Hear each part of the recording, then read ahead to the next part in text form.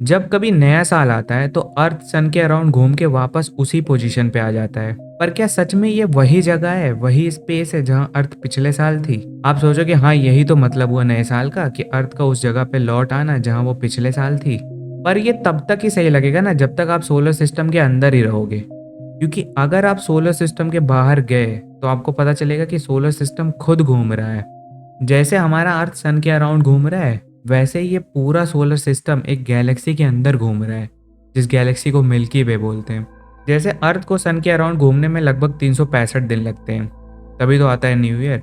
पर इस solar system को मिल्की वे के अराउंड एक चक्कर लगाने में खाली 22 करोड़ साल लगते हैं। 22 करोड़ साल, दिन नहीं। तो अब आप ही सोच के देख लो, जब अर्थ अपना पूरा एक चक्कर कंप्लीट करती है तो उतने में तो सोलर सिस्टम भी तो मूव कर रहा है गैलेक्सी के अराउंड। तो हम ये कैसे बोल सकते हैं कि ये वही वाला स्पेस है, क्योंकि सोलर सिस्टम भी तो आगे जा चुका है एक साल में। पर अभी आप कहोगे चलो कोई नहीं, जब ये पूरा सोलर सिस्टम एक चक्कर काट लेगा तब तो वही स्पेस होगा ना। तो नहीं, ऐसा तब भी नहीं होगा, क्योंकि ये जो गैलेक्सी है जिसमें हमारा सोलर सिस्टम है और हमारे जैसे करोड़ों सोलर सिस्टम है, वो खुद मूव कर रही है। हो सकता है बहुत लोगों को एक्चुअली में समझ में ना आ रहा हो कि मैं कहना क्या चाह रहा हूँ। तो देखो, मेरे कहने का ये मतलब है ना कि स्पेस एब्सोल्यूट नहीं है। मतलब आप कभी ये पता नहीं लगा सकते कि ये वही स्पेस है जहाँ हम पहले थे या नहीं। पर स्पेस तो बस खाली जगह होती है ना, उसकी कोई अपनी पहचान थोड़ी हो सकती है, वो तो सब सेम हुआ ना। पर स्पेस के बारे में इस तरह सोचना ना इंसानों के दिमाग ने बनाया है, क्योंकि एक्चुअल में जो स्पेस है ना वो बहुत ही कॉम्प्लिकेटेड है।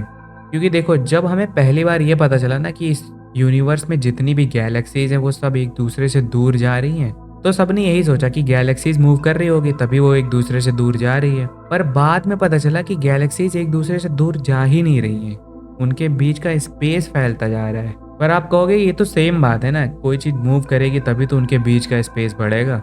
पर नहीं, गैलेक्सीज एक दूसरे से दूर जा रही क्योंकि उनके बीच का स्पेस बढ़ रहा है, वो खुद मूव नहीं कर रही है। और ऐसा नहीं कि ये एक ही स्पीड से फैल रहा है, इसकी स्पीड बढ़ती जा रही है धीरे धीरे। मतलब एक तरह से कहने का मतलब ये एक्सेलरेटेड प्रोसेस है। जैसे एक बलून पे 2 पॉइंट बना दो और उस बलून को जब आप फुलाओगे तो देखोगे 2 पॉइंट के बीच में स्पेस बढ़ता चला जाएगा, क्योंकि जब आप फुलाओगे तो उनके बीच का स्पेस बढ़ेगा, वो पॉइंट खुद मूव नहीं करेंगे। इसीलिए मैंने बोला था ना कि स्पेस बहुत ही कॉम्प्लिकेटेड चीज़ है।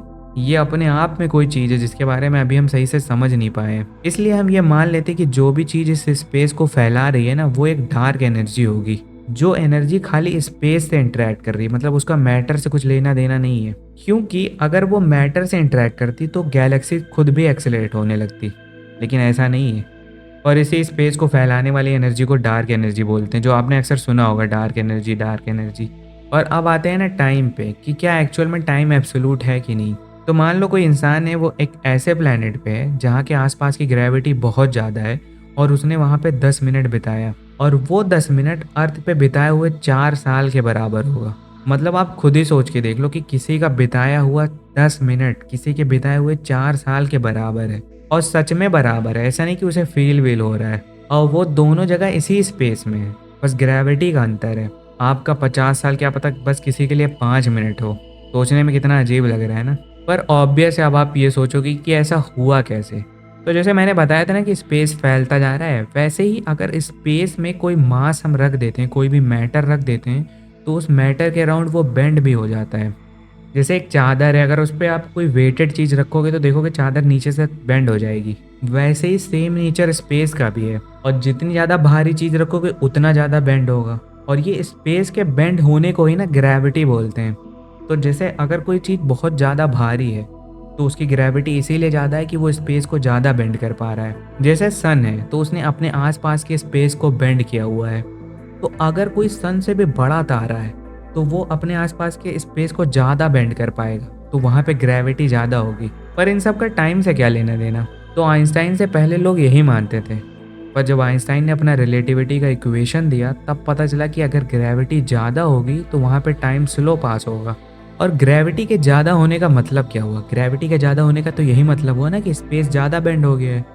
और अगर स्पेस के ज़्यादा बेंड होने से टाइम स्लो हो जा रहा है, मतलब अगर स्पेस को मैं कुछ भी चेंज करूँ उससे टाइम में फ़र्क आ रहा है, तो मतलब स्पेस और टाइम एक दूसरे से जुड़े हुए हैं। इसीलिए ना इनको स्पेस टाइम बोलते हैं, क्योंकि ये दोनों स्पेस और टाइम एक दूसरे पे डिपेंड करते हैं।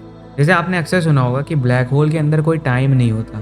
तो अगर टाइम नहीं है ब्लैक होल के अंदर तो वहाँ स्पेस भी नहीं होगा, या तो स्पेस एकदम बेंड होके एकदम इन्फिनिटी एज पे पहुँच गया होगा, अगर कोई उसका एज है तो यही था ना कंप्लीट डिस्क्रिप्शन स्पेस और टाइम का। और मैंने इसमें डार्क एनर्जी भी थोड़ा मोड़ा बताया। डार्क एनर्जी और डार्क मैटर के बारे में उतना नहीं बताया क्योंकि अभी इनका ना कोई सॉलिड प्रूफ नहीं है। और अगर आपको कोई क्वेश्चन है तो कमेंट में पूछ सकते हो। एंड वीडियो सही लगा तो लाइक एंड सब्सक्राइब कर देना।